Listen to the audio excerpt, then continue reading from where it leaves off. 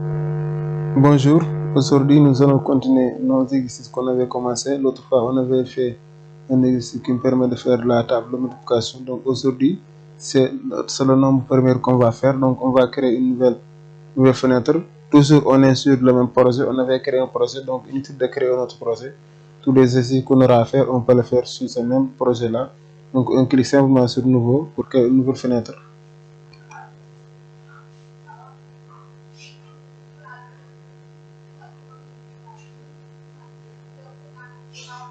On clique sur fenêtre.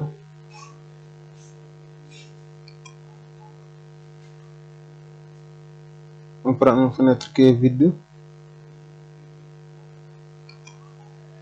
On prend cette fenêtre là.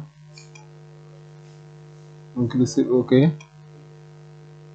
Voilà, la fenêtre, on va notre première. Je mets 2E. Je clique sur OK. Donc je vais créer un champ de saisie. Je vais mettre le nombre que je veux tester.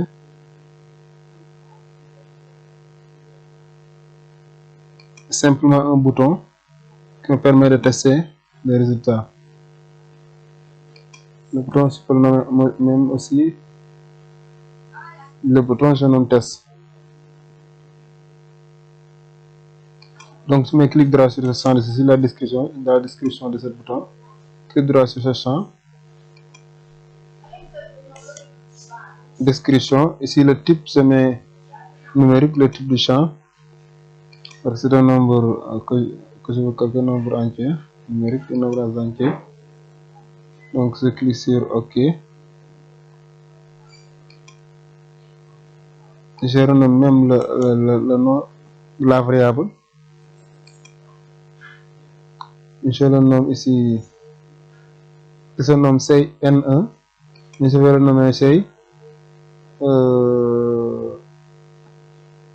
A.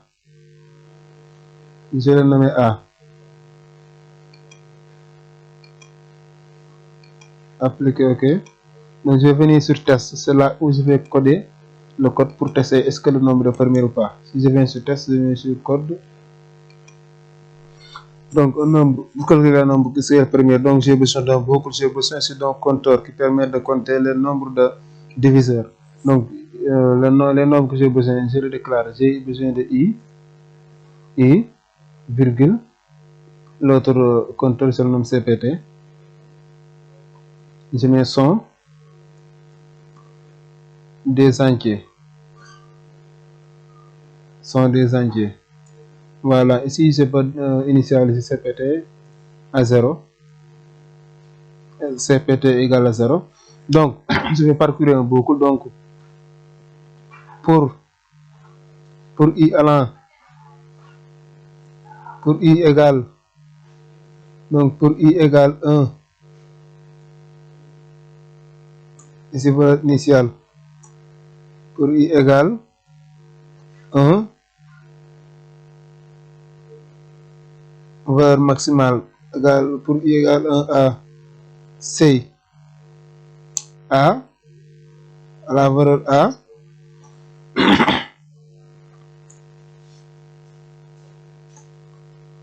C, A, alors, donc, je vais parcourir de 1 à la valeur que c'est ici, par exemple de 1 à 7 ou bien de 1 à n'importe quel nombre que c'est ici. Pour I allant de 1 à CA, donc je teste est-ce que si CSA modulo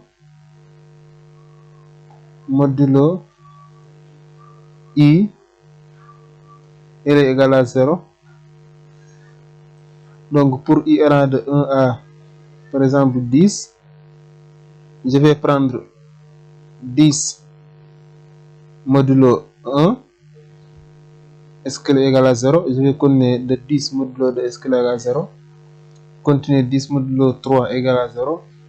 Est-ce que 10 modulo 4 est égal à 0. Est-ce que 10 modulo 5 est égal à 0. Jusqu'à 10 modulo 10, est-ce qu'elle est égal à 0. Donc si J'ai deux diviseurs qui sont égaux à 0. 10 modulo 2 nombres est égal à 0. Donc, je peux dire que ce nombre est premier. Donc, s'il est égal à 0, donc je vais compter le nombre de diviseurs. CPT égale, ou bien CPT plus égale, donc je vais incrémenter. J'ai un nombre, j'ai divisé 10 à un nombre, parmi les nombres de 1 à 10, il est égal à 0, je vais le compter. CPT, CPT plus 1. Donc, si je sors de la boucle ici, sur le dessin fait, donc je dis si CPT, si SCPT égale 2, donc je peux dire que un message info, que ce nombre, que je peux dire que c'est SAI, c'est SAI, je le concatène avec ça, c'est SAI, je mets un message, et première.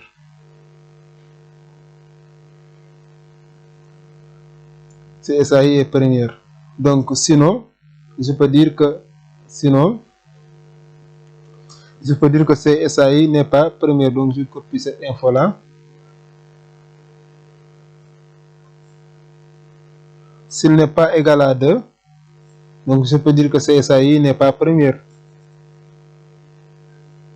CSAI n'est pas première.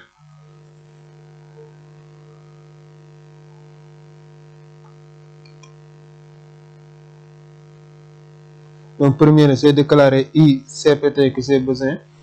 Donc, j'ai initialisé CPT égale 0 avant d'entrer dans la boucle. J'ai parcouru de 1 à au nombre que j'ai ici. Donc, c'est est-ce que parmi de 1 à ce nombre-là, si je prends ce nombre, je le divise par 1, est-ce qu'il est égal à 0? Je le divise par 2, est-ce qu'il est égal à 0? Si je le divise par 3, est-ce qu'il est égal à 0? Jusqu'à ce nombre-là. Si j'ai deux conditions qui vérifient ça, deux seulement, si j'ai deux conditions qui vérifient seulement que c'est CPT égale à 2, donc ça peut dire que ce nombre est premier. Sinon, ce nombre n'est pas premier. Donc, je vais exécuter ça. Et si j'exécute ça, donc il va m'afficher l'autre fois la fenêtre que je vais tester, il va m'exécuter ça parce que l'autre fois ça se trouvait sur la première fenêtre. Donc, qu'est-ce que je vais faire? Je vais prendre cette fenêtre-là, notre première fenêtre. Je suis sur la fenêtre 4, donc je vais prendre la fenêtre 1 qui était la table de multiplication. Donc je clique droit, code. Donc ici simplement je veux ouvrir la fenêtre première. Voilà cette fenêtre là. Donc j'exécute.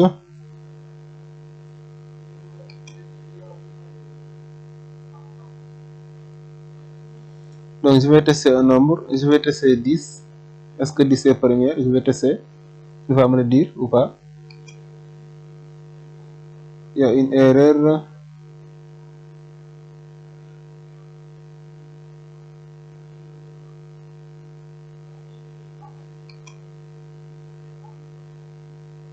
Je vais revenir sur le code.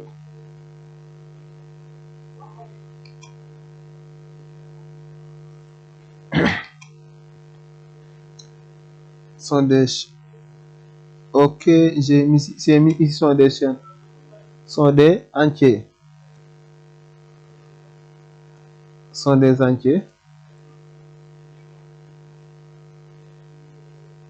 I, CPT sont des entiers. CPT égale 0.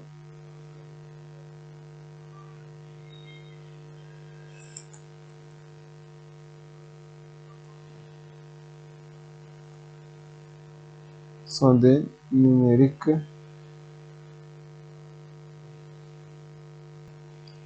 Sont des entiers. Ici, j'ai ok, NX. J'ai fait une erreur ici, NX. NX et NX. Voilà, je vais encore tester. Go.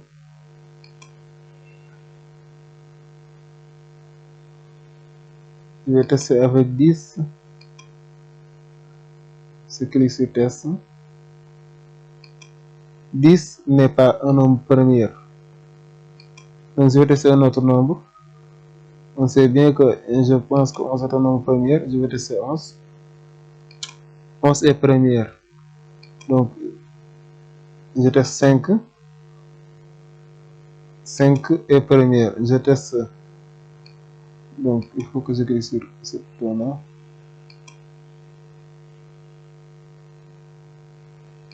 20. 20 n'est pas premier. C'est ça.